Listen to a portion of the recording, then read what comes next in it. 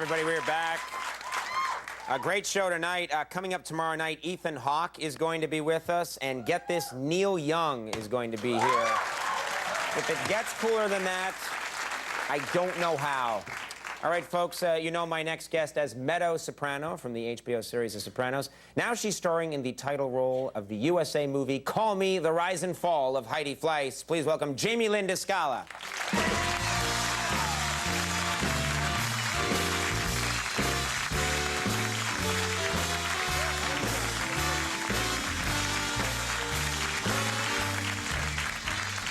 You look fantastic. Thank you. It's always so classy when we make the beautiful actress walk out holding the microphone pack. Well, unfortunately, there was nowhere to put it here. Yeah, unfortunately. Now, congratulations.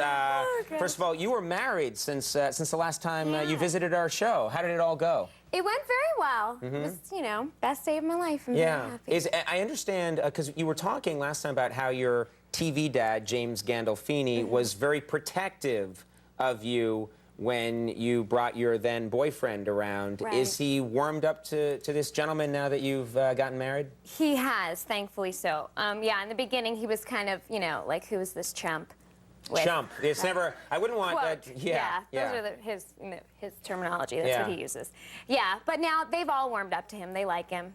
And it's great because they look at me more as a woman and not a little girl. Right. They're not as protective. Right, because at first there'd be a part of them that would think, like, oh, we've got to take care of, you know, Meadow in almost a weird way. Yeah, they were extremely protective, more than my own father. Right. Yeah, way more. Yeah, well, I gotta say, James Gandolfini is an intimidating presence. Do you know what I mean? I agree. would not, just knowing him from the show and having met him 1 or 2 times, very nice guy, but if he gets mad or seems at all threatening, I would be very scared. I would be too. Yeah. You're right, you should be.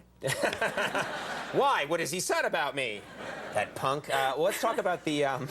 Let's talk about the Heidi Fleiss movie. Okay. There's an interesting process here, and I don't know if a lot of people know this, but, you know, there's, you know, some nudity here, but it's not you, it's a body double. Yeah. How do you go about finding out who your body double is? Because I would think you'd want to be happy with that person. Do you know what I mean? Absolutely. It's a very interesting process. I've never done it before.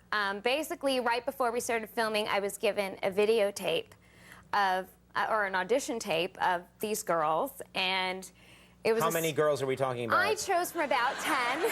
10. And it was just, you know, a tape, and they would walk into a room with literally a trench coat and drop it, fully nude, and they'd do a 360, and the camera would zoom in on their breasts and their butt, and I'd have to choose, and I upgraded, of course, but who wouldn't? Where is this tape available? I'm just curious. Is it commercially? Is it rentable? No. You know, I know that if, this is an impossible thing to imagine, but if I was in a movie where I had to be nude, bear with me on this, by the way, and they said you get to choose, like, who plays the naked Conan, I would probably pick, like, someone with, like, rich olive skin and like someone with a completely different body than mine. And they do these cutaways, like where I drop the robe and you see my head, and then cut to, you know, like a six-pack and a exactly, like a completely different body. I tried to be fair. Right. But yeah, I mean, you know. Right. If people are going to think it's your butt, you might as well pick a good one. I think I would make that a bumper sticker. I would sell that commercially. I'd put it on my car. Did you meet Heidi Fleiss when doing this movie, or talk to her at all? Unfortunately, it was unauthorized. So I had to do as much research as I could. You know, documentaries, her book, past articles have been written, and one great source that I had, where I really got a taste for her personality, she has this sex advice or sex tip tape. It's called Sex Tips with Heidi Fleiss and Victoria Sellers. And it's actually really good, and it's very funny, and I actually watched it with my mom. It was I would not watch that with my mom. We watch Chitty Chitty Bang Bang. And she thinks that's racy. She's like, that car should put on some clothes. No, but I mean, she's really uninhibited when it comes to sex, and she, you know, she has a lot of fans. And Yeah. It'd be funny if she was all inhibited, like, and then you take the, well, I don't want to say, you're Heidi Fleiss. Yeah. So she's giving tips, and it's helpful. It's like it's for women. It's interesting. I mean, yeah, she has fans who send emails and write in and ask her questions and for advice, and she gives it to him. Yeah.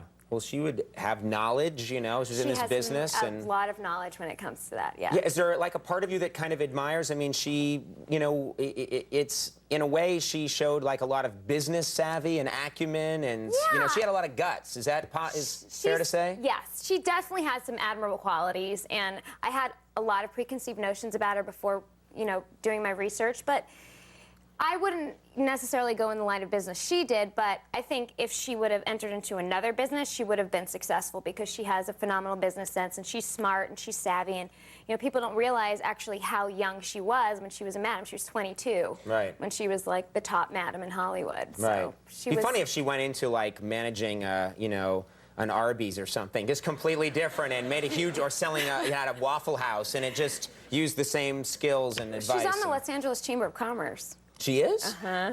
I hope this is all talked about in the movie. It is. You find out everything. She has a very interesting history. Excellent. And before we go, I have to ask you this, because I don't understand how this works, but there's a lot of people doing cocaine, you know, in the movie, and I always wonder, and they're sniffing this powder, and like, what are they using in that, what are the actors using? I was really the only one that had to do the snorting, and it was a lot, but it's icing sugar. Icing sugar? Yeah. And that you'd find like on a cupcake. Yeah, or like, you know, on a cookie when they sprinkle it, and Right. it's not as good when it goes through your nose. It's really rough. It's not fun. I thought you were going to say, and it's not as good as cocaine, let me tell you. I was mad. Did not give me the same thrill, Yeah, no way. well, I just wanted to know for myself. I'm going to go home and buy some cookies. And I bet, I'm so wimpy, I bet I would get like an incredible high from icing. The Sopranos, of course, like I have to mention. The Sopranos, you should know, it airs Sunday nights at 9 on HBO. Thanks, Conan! And Call Me the Rise and Fall of Heidi Fleiss premieres on March 29th at 9 p.m. on USA. It's nice to see you. You started coming on this show years ago, and you've grown up, and it's all going so well for you. Thank so you. Congratulations Thanks to for you. having me. Jamie-Lynn Discala, we'll be right back. The Living End. Stick around.